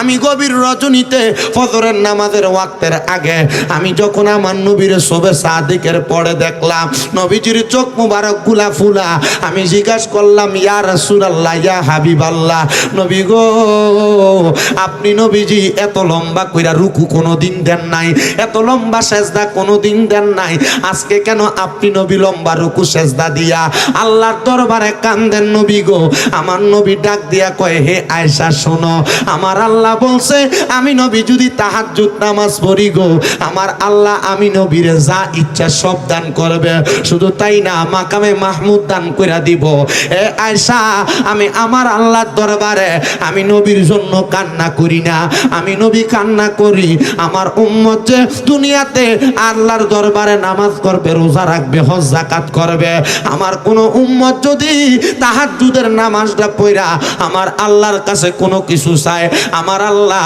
আমার উম্মতের তা দিবনি আমি সেটার জন্য কান্দি আম্মা জান আয়েশা কয় ইয়া রাসূলুল্লাহ নবী গো আমার আল্লাহ তো আপনার দোয়া ফিরাইতো না আপনার দোয়া কবুল করবে নবী গো আপনি বলেন না আমার আল্লাহ তাআলা আপনি নবীর দোয়া কবুল করছেনি নবী আমার ডাক দিয়া কয় আয়েশা রে আমার আল্লাহ খবর দিছে জিবরাইল রে দিয়া আমি নবীর কোন উম্মত যদি তাহাজ্জুদের নামাজ আদায় কইরা আমার আল্লাহর কাছে কোনো কিছু চায় আমার আল্লাহ তাআলা আমি নবীর উম্মতের তা দান কইরা দিব এ আয়েশা আয়েশা শোনো রে আমার উম্মত যদি তাহাজ্জুদের নামাজ আদায় করে আমার আল্লাহ যেহেতু আমার উম্মতের তা দান করে দিব রে আয়েশা আমি নবী আমার আল্লাহর দরবার থেকে তা ছায়া নিয়ে আসছি আয়েশা তুমি চিন্তা করো না আমার উম্মতের জন্য আমার আল্লাহ তাআলা ফয়সালা করে দিছে বন্ধুরে আমার নবীর পাগলের দলেরা ওই নবীর আশিকটা তাহাজ্জুদের নামাজ পড়া কান্দে মাবুদ তুমি রে খোদা দাবি করি তোমার ইবাদত করি নামাজ পড়ি যদি তোমার মক্কায় না যাইতে পারি আমার মনে অশান্তি অশান্তি লাগবো আলুয়া পাড়ায় টাকাওয়ালা সম্পদওয়ালা দনওয়ালার অভাব নাই কিন্তু মক্কা মদিনা যায় হজ করবে এমন মনটা তার নাই আব্বাজি দামিকা বাড়ি বানাইবা খেতবা তোরে জায়গা কিনা থুবাইবা সন্তানরে ব্যাংক ব্যালেন্সে টাকা দিয়া মইরা যাইবা খোদার কসম কইরা বলি এগুলা দিয়া তুমি কোনো কাজে লাগাইতে পারবা না আর যদি তোমার খেতে জায়গা বেশি থাকে একটু বিক্রি করে যদি মক্কা মদিনা যাও খোদার কসম ওই মক্কা মদিনা যায়া যদি একটা রুহানিয়তের সাথে হজ কইরা আল্লাহর দরবারে দোয়া করতে পারো রে দেখবা আমার আল্লাহ তাআলা তোমার দোয়াটা কবুল করব নবীর ওই আসে কান্না করে আর ডাক দিয়ে আমি তাহাজ্জুদ নামাজ পড়ে পড়ে দোয়া করে আমি আমার দামেস্ক এলাকার একটা মসজিদে নামাজ পড়াইতাম আমার কাছে 700 দিরহাম আছে আর 300 দিরহাম হলে আমি মক্কা মদিনা যাইতে পারতাম। আমি মনে মনে নিয়ত করলাম, তাওয়াক্কালতু আলাল্লাহি ওয়া রাসূলি, আমি আল্লাহ এবং তার রাসূলের প্রতি তাওয়াক্কুল করলাম। আমি 700 দিরহাম নিয়া মক্কা মদিনা যাওয়ার জন্য রওনা করলাম। মসজিদের মুসল্লিদেরকে বললাম, মুসল্লিরা, আমি তোমাদের ইমাম বলতেছি, আমি মক্কা মদিনা যাব, তোমরা আমার জন্য দোয়া করবা। ওই আল্লাহর বান্দা ডাক দিয়া কয়, জগতের মানুষ, যখন আমি মক্কা মদিনা যাওয়ার কথাটা বললাম, সাথে সাথে আমার সব মুসল্লিরা দৌড়ে আইসে আমার হাতে চুমা দিতেছে, আমার বুকে জড়াইয়া ধরতেছে, আমার কপালে চুমা দিতেছে। আমি জিজ্ঞাসা করলাম, ও আমার মুসল্লিরা, তোমরা কেন আমার হাতে চুমা দাও, কেন আমার কপালে চুমা দাও? ডাক দিয়া কয়, অন্য কোনো কারণে না, আপনারে হাত দিয়ে আপনি আল্লাহর কাবা ঘর ধরবেন, আপনার হাতটা দামি হয়ে যাবে, আপনার এই কপাল দিয়ে আপনি আল্লাহর কাবা ঘরে যায় নামাজ পড়বেন গো, আপনার কপালটা দামি কপাল হয়ে যাবে।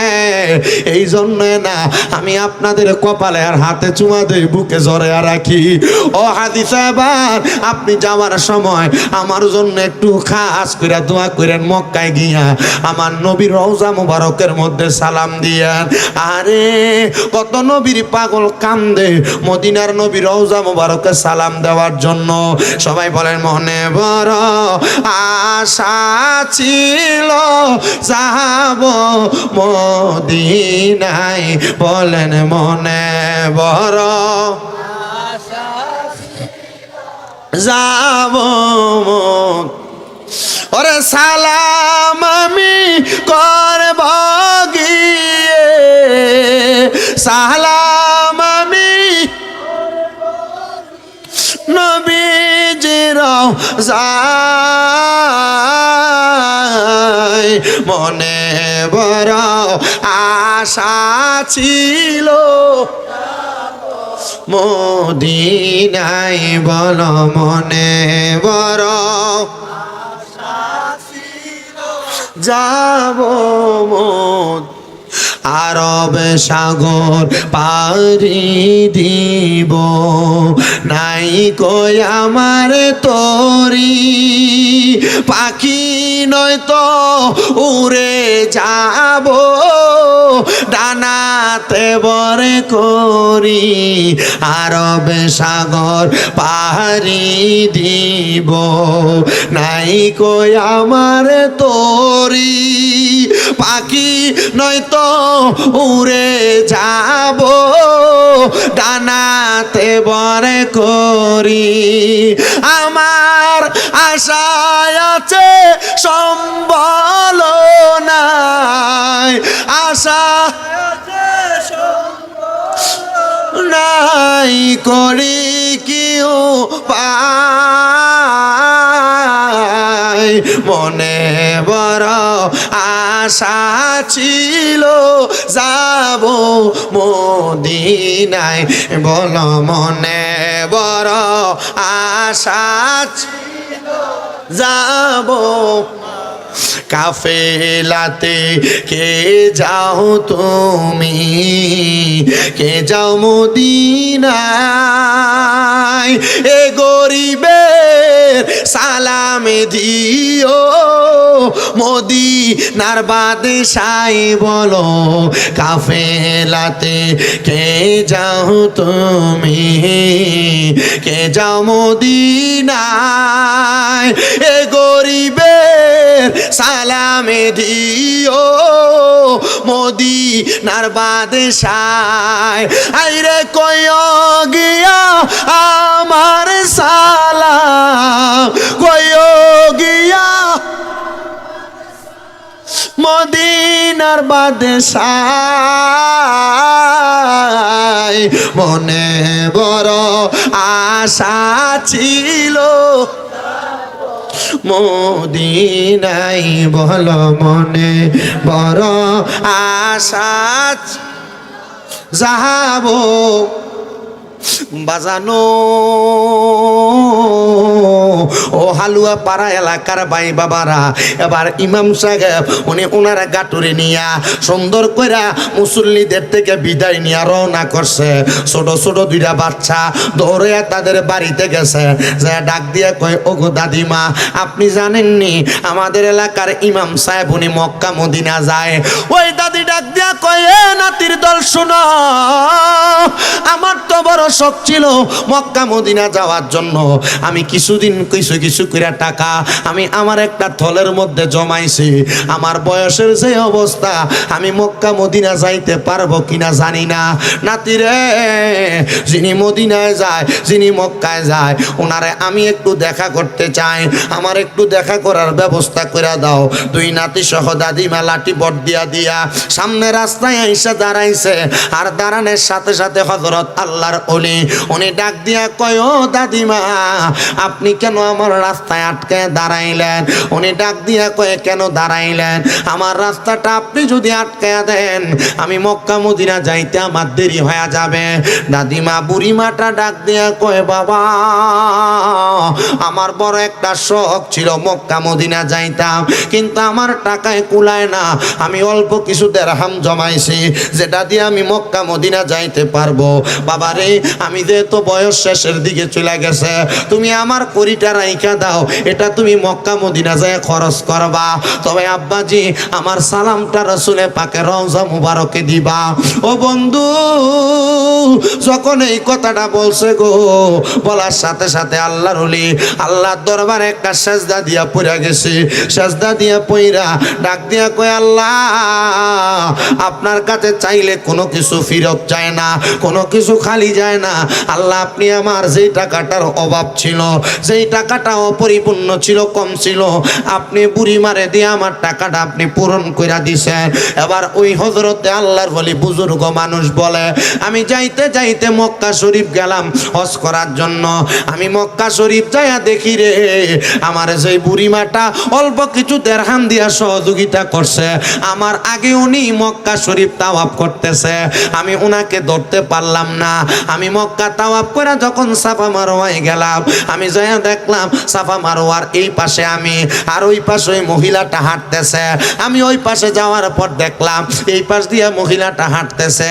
আমার সাফা মারওয়ার 7টা তাওয়াফ যখন হয়ে গেছে, আমি 7টা তাওয়াফ শেষ কইরা রে, আমি এবার যখন বের হইলাম, আমার বের হওয়ার সাথে সাথে আমার নবীজির জন্মের জায়গা, আমার নবীজি যে ঘরে মওলুদ হইছে ওই ঘরটা দেখা যায়।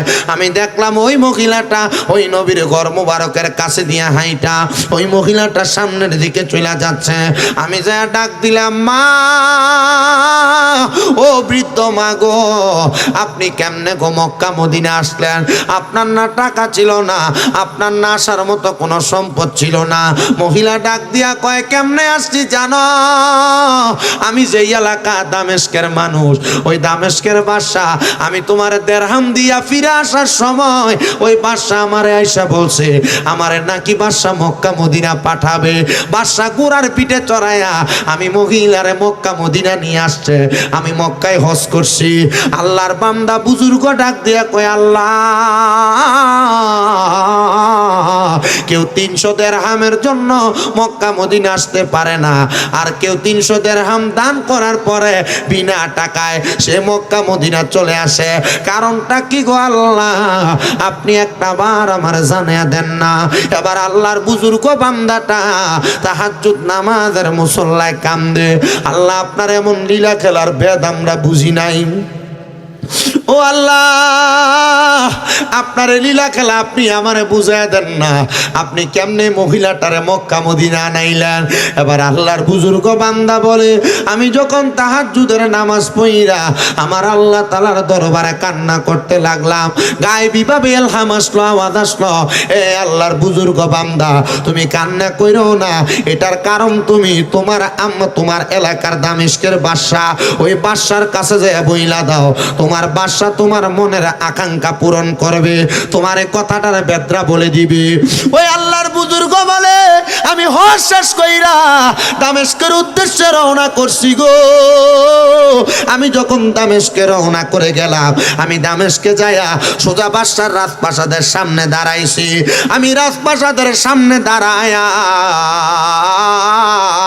বাদশারে ডাক দিলাম, এ বাদশাহ গো, আপনি বড় মানুষ, আপনার সঙ্গে আমার একটু বোঝাপড়া আছে, আপনি কি আমারে আমার কথাটার জবাব দিবেন? ওনাকে বারবার বাদশার ঘরের সামনে থেকে তাড়াইয়া দেয়। দ্বিতীয়বার বাদশা দেইকা তারে ডাক দিয়ে তার ঘরে ঢুকাইছে। এ বাদশা, আমার আল্লাহ তাআলার পক্ষ থেকে আওয়াজ আসছে, আপনি নাকি আমাদের এলাকার একজন বৃদ্ধ দুস্থ মানুষকে হজে পাঠাইছেন, কারণটা কি বলেন না? বাদশা ডাক দিয়া কয়, এ আমার প্রজারা, শোনো শোনো শোনো, আমি তো টাকাওয়ালা সম্পদওয়ালা, আমার কাছে বাদশাহীর কোনো অভাব নাই, আমার কাছে সম্পদের কোনো অভাব নাই, কিন্তু আমার এই সম্পদ আমার মা বাবা দেখা যায় নাই। আমার মা বাবা ইন্তেকাল করেছে আমার বাদশাহী পাওয়ার আগে। আমার সব সম্পদের মালিক আমি একদিন আমার আল্লাহর দরবারে কান্না করতে লাগলাম, মরার কথা ভয় কইরা কইরা আমি আল্লাহর কাছে কান্না করতে লাগলাম, কবরের কথা ভয় কইরা কইরা আমি কাঁদতে লাগলাম, হাসরের কথা ভয় কইরা কইরা আমি যখন কান্দি, আমি হঠাৎ করে কাঁদতে কাঁদতে নামাজের মুসল্লাটাতে বেহুশ হয়ে পড়ে গেছি। এমন টাইমে আমি হঠাৎ করে দেখলাম আমার বেহুশ অবস্থায় আমার আম্মা এবং আম্মা আব্বা জান আমার নামাজের ইবাদত খানাতে হাজির হয়ে গেছে। আমার আব্বা জান আমার মাথাটার মধ্যে হাত বুলিয়ে দিতেছে, আমার আম্মা জান আমার মাথাটার মধ্যে হাত বুলিয়ে দিতেছে। যখন আমার মাথাটাতে হাত বুলিয়ে দেয়, আমি মাথা উঠে ডাক দিয়া কই, গো আম্মা জান, গো আব্বা জান, আপনারা কই থেকে আগমন করলেন? আপনাদের আগমনের কারণটা জানতে চাই। তারা আমার জবাব দেয়, অন্য কোনো কারণ না, অন্য কোনো কারণ না, আমরা আল্লাহ তাআলার জান্নাত থেকে আসছি রে বাবা, তবে তুমি সন্তানের কাছে আমাদের একটা ওসিয়ত রে বাবা। আমার মদিনার কামলিওয়ালা দয়াল নবীর একজন পাগল বৃদ্ধ মহিলা তোমার এলাকার মধ্যে তোমার প্রজার আন্ডারে থাকে। ওই মহিলাটা মদিনার নবীর রওজা দেখার জন্য, আল্লাহর কাবা দেখার জন্য বড় পাগল পারা। তুমি একটু কষ্ট কইরা ওই মহিলাটারে মক্কা মদিনা পাঠাও। যদি তুমি মক্কা মদিনা পাঠাইতে পারো, আমার আল্লাহ তাআলা আমি মা বাবার কাছে ওয়াদা করছে রে, আমরা সহ তুমি সন্তান জান্নাতি হয়ে যাইবা। বাদশা ডাক দিয়া কয়, জগতের মানুষ, আমি আল্লাহর জান্নাত পাওয়ার জন্য আমি কবরকে ভয় কইরা, হাসরকে ভয় কইরা এই বৃদ্ধ মহিলাটারে মক্কা মদিনা পাঠাইছি। বলে কেমনে পাঠাইছেন? একটা বার বলেন না। বলে অন্য কোনো কারণ না, অন্য কোনো কারণ না, আমি একটা কারণে পাঠাইছি, আমার মা বাবা জান্নাতি হবে সেই জন্য, আমি জান্নাতি হবে সেই জন্য পাঠাইছি। বলে আপনার মা বাবা জান্নাতি হইছে কিনা আপনি জানেন নাকি? বলে না না না, আমি এখনো আমার আম্মা আব্বারে আর স্বপ্ন দেখি নাই। আল্লাহর ওই বুজুর্গ বান্দা ডাক দিয়ে সামনে আইনা কয়, বাদশা আপনি আমার সামনে বসেন, আপনি আপনার মুখ দিয়া একবার সূরা ফাতিহা, 3 বার সূরা ইখলাস, কয়েকবার ইস্তেগফার, কয়েকবার দুরূদ শরীফ পড়া, চক্ষু বন্ধ কইরা সিজদার মধ্যে যায়া আপনি আমার মুনিবকে দেখার চেষ্টা করেন। আল্লাহর ওই বুজুর্গ বান্দা এই কাজটা যখন করাইলো, উনি বলেন আমি কান্না করতে করতে আমার নামাজের মুসল্লাতে আবার বেহুশ হয়ে গেলাম। আমার হালুয়া পাড়ার বাবা, ও হালুয়া পাড়ার যুবক বন্ধুরা, আমি আপনাদের কাছে যে আয়াত তেলাওয়াত করেছি, এবার সে আয়াতের নিরিখে কথাগুলা বোঝার চেষ্টা করেন। আল্লাহ বলেন, ওয়ালা তাকুনু, তোমরা তাদের মতো হয়ো না, কাল্লাযিনা জাহারা নাসুল্লাহা ফাআনসাহুম আনফুসাহুম, তারা তাদের নিজের কথা ভুলে গেছে, আমি আল্লাহ তাদেরকে ভুলে রাখছি। আল্লাহ তারা কারা গো? আমার আল্লাহ কয় তারা আর কেউ না, তারা হলো উলাইকা হুমুল ফাসিকুন, এরা হলো ফাসিক। আল্লাহ আমরা ফাসিক হয়ে মরতে চাই না, আমরা জান্নাতি হয়ে মরতে চাই। কারণ আপনি নিজেই বলেছেন, লা ইয়াস্তাউই আসহাবুন নারি ওয়া আসহাবুল জান্নাহ, আসহাবুল জান্নাতি হুমুল ফাইজুন। আল্লাহ আপনি বলছেন জান্নাতি এবং জাহান্নামীরা একরকম না, যারা জান্নাতি তারা সফল কাম। আল্লাহ আপনি বলেন না আমরা যদি জান্নাতি হতে পারি, আমরা যদি নামাজি হতে পারি, আমরা যদি রোজাদার হতে পারি, আমরা যদি ঈমানওয়ালা হতে পারি, তাহলে আমাদের মরণ কেমন হবে, কবর কেমন হবে, হাসর কেমন হবে। আগে জানলাম জাহান্নামীদের কথা এবং জানবো জান্নাতীদের কথা। আমার পরবর্তী বক্তা আসার আগ পর্যন্ত আপনারা একটু জান্নাতি মরণটা শোনেন। আব্বাজি, যে আজরাইল একটা মানুষের রুহু কবজ করে, রুহুটা কবজ করার সময় আজরাইলকে বাধা দিলে আজরাইল রুহু নিবে না, এমন কোন বাধা দেওয়ার মতো সন্তান আর ফুত দুনিয়াতে সৃষ্টি হয় নাই, দুনিয়াতে জন্ম হয় নাই। কথা কন্যা ঠিক কিনা? হ্যাঁ বাবা, কিন্তু একটা মুমিন বান্দা, একটা নামাজি বান্দা, একটা মুত্তাকি বান্দা যখন ইন্তেকাল করবে, ওই বান্দাটা ইন্তেকাল করার আগে আমার আল্লাহ তাআলা ওই বান্দাটার কাছে একটা ফেরেশতা পাঠাইব, যার নাম আজরাইল। ওই আজরাইল বান্দাটার সামনে একবার আসবে না, দুইবার আসবে না, তিনবার আসবে না, চারবার আসবে, কিন্তু বান্দার রূহটা কবজ করতে পারবে না। ও বন্ধু, একটা বান্দার কাছে আজরাইলে 4 বার আসবে, কিন্তু বান্দার রূহটা আজরাইল নিতে পারবে না। বলে হুজুর তারা কারা গো? আমার নবী কয় তারা হলো ইমানদারেরা, তারা হলো মুমিনেরা। কোন মুমিন, কোন ইমানদার, কোন 5 ওয়াক্ত পাঁচগানা নামাজি, কোন মুত্তাকি মানুষ যখন মারা যাবে গো, মারা যাওয়ার সময় আমার আল্লাহ তাআলা সর্বপ্রথম মালাকুল মাউত আজরাইলকে বান্দার সামনে পাঠিয়ে দিবে। ওই বান্দার সামনে যখন আজরাইলকে পাঠিয়ে দিবে, পাঠায়া দেওয়ার সাথে সাথে ওই বান্দাটার বুকের বরাবর আজরাইলে হাতটা দিবে। বুকের মধ্য থেকে 2 জন ফেরেশতা ডাক দিয়া বলবে, আজরাইল বান্দার রূহটা তুমি কবজ কইরো না। বলে কেন না? বান্দার বুক দিয়া তুমি রূহ কবজ করতে পারবা না। বলে কারণটা কি? বলে বান্দার বুকের মধ্যে আল্লাহ এবং তার রাসূলের ভালোবাসা আছে, আল্লাহ এবং তার রাসূলের মহব্বত আছে, এই জন্য বান্দার বুক দিয়া তুমি রূহ কবজ করতে পারবা না। আজরাইল সাথে সাথে ফিরে যাবে, আমার আল্লাহর হুকুম পাইয়া, আদেশ পাইয়া আজরাইলে আবার আসবে বান্দার কাছে। বান্দা, এবার তো তোমার রূহ আমাকে নেওয়াই লাগবে। আজরাইল আলাইহিস সালাতু ওয়াস সালাম বান্দার কপাল বরাবর বিওয়াজিকার নূর বান্দার চেহারা বরাবর হামলা করবে।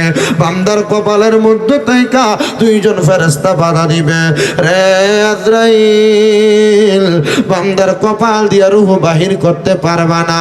বলে কারণ কি? কোন কারণে বান্দার রূহটা কপাল দিয়া বের করা যাবে না?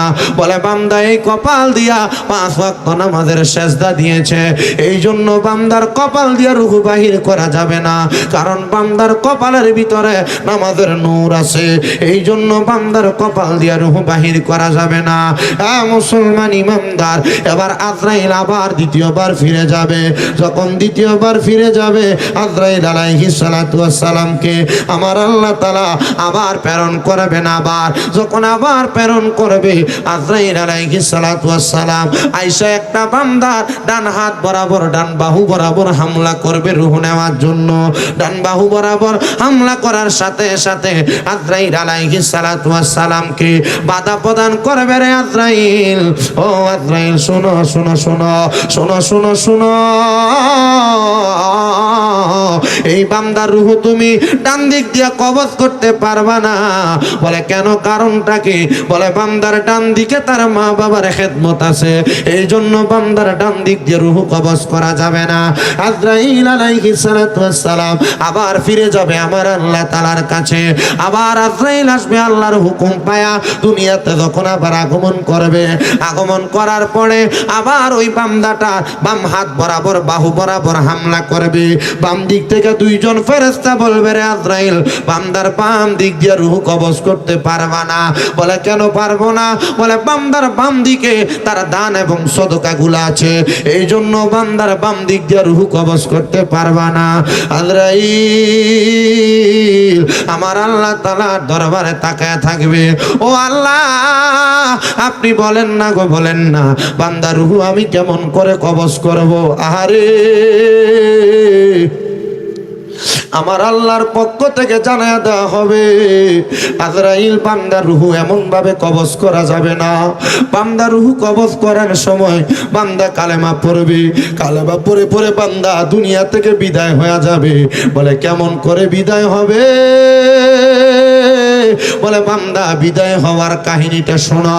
বান্দা যখন বিদায় হবে তার জবান দ্বারা কালেমা পড়বে, কারণ যারা নামাজি তারা কালেমা ছাড়া মরবে না, যারা রোজাদার তারা কালেমা ছাড়া মরবে না, যারা মুমিন ইমানদার তারা কালেমা ছাড়া মরবে না, যারা হক হালাল পথে চলছে তারা কালেমা ছাড়া মরবে না। বন্ধু, নবীর উম্মতের দল, আশিকে রাসূল ভাই বাবারা, একটু অন্তরের কানটা লাগা শোনো গো। ইমানদার বান্দাটা যখন এমন অবস্থায় থাকবে আমার আল্লাহ তাআলা রহমতের দুইজন ফেরেশতা ইমানদার বান্দার সামনে পাঠিয়ে দিবে। যেই ফেরেশতাদের চোখের রং হবে নীল রঙের, ওই নীল রংওয়ালা ফেরেশতাগুলা যখন সামনে চলে আসবে, সামনে আসার সাথে সাথে ওই বান্দাটা তার বিছানার মধ্যে শুয়ে থাকবে, বান্দার মাথার মধ্যে হাত বুলিয়ে দিবে, বান্দা আরামসে ঘুমায়া যাবে। আর নাকের কাছে মেশক আম্বরের আতরের গান লাগিয়ে দিবে। ওই আতরের গানটা লাগায় দেওয়ার সাথে সাথে বান্দাটা হঠাৎ করে চক্ষুটা খুলবে। ওই ইমানদার বান্দার সামনে জান্নাতি একটা আপেল ধরা হবে, তুফা। ওই আপেল তুফা যখন ধরা হবে বান্দা চক্ষুটা খুইলা পড়বে কালেমা তৈয়বা, লা ইলাহা ইল্লাল্লাহ মুহাম্মাদুর রাসূলুল্লাহ সাল্লাল্লাহু আলাইহি ওয়াসাল্লাম। জোরে জোরে বলেন না সুবহানাল্লাহ। ইয়া মুহাম্মদ মুস্তাফা নবী সাল্লাল্লাহু আলাইহি, ইয়া মুহাম্মদ মুস্তাফা নবী সাল্লাল্লাহু আলাইহি। আমরার শাফায়াতের কান্ডারি মদিনাওয়ালা, আমরার শাফায়াতের কান্ডারি মদিনাওয়ালা। ইয়া মুহাম্মদ ইয়া মুহাম্মদ মুস্তাফা নবী সাল্লাল্লাহু আলাইহি। নবীজি আমার কাবার ও কাবা, নবীজি আমার গলার মালা, নবীজি আমার কাবার ও কাবা, নবীজি আমার গলার মালা। নূর নবীর প্রেমেতে কাবা হইয়াছে কালা, হাইরে নূর নবীর প্রেমেতে কাবা হইয়াছে কালা। ইয়া মুহাম্মদ মুস্তাফা নবী সাল্লাল্লাহু আলাইহি, ইয়া মুহাম্মদ মুস্তাফা নবী সাল্লাল্লাহু আলাইহি। আমরার শাফায়াতের কান্ডারি রাসূলুল্লাহ, ইয়া মুহাম্মদ মুস্তাফা নবী সাল্লাল্লাহু আলাইহি, ইয়া মুহাম্মদ মুস্তাফা নবী সাল্লাল্লাহু আলাইহি। কেউ বা বলে নবী নূরেরই পুতুল, কেউ বা বলে নবী গোলাপেরই ফুল, কেউ বা বলে নবী নূরেরই পুতুল, কেউ বা বলে নবী গোলাপেরই ফুল। নয় সে পুতুল নয় সে রে ফুল নূরে নূর আল্লাহ, হাইরে নয় সে পুতুল নয় সে রে ফুল নূরে নূর আল্লাহ। ইয়া মুহাম্মদ মুস্তাফা নবী সাল্লাল্লাহু আলাইহি, ইয়া মুহাম্মদ মুস্তাফা নবী সাল্লাল্লাহু আলাইহি। আমরার শাফায়াতের কান্ডারি মদিনাওয়ালা, আমরার শাফায়াতের কান্ডারি মদিনাওয়ালা। ইয়া মুহাম্মদ মুস্তাফা নবী সাল্লাল্লাহু আলাইহি।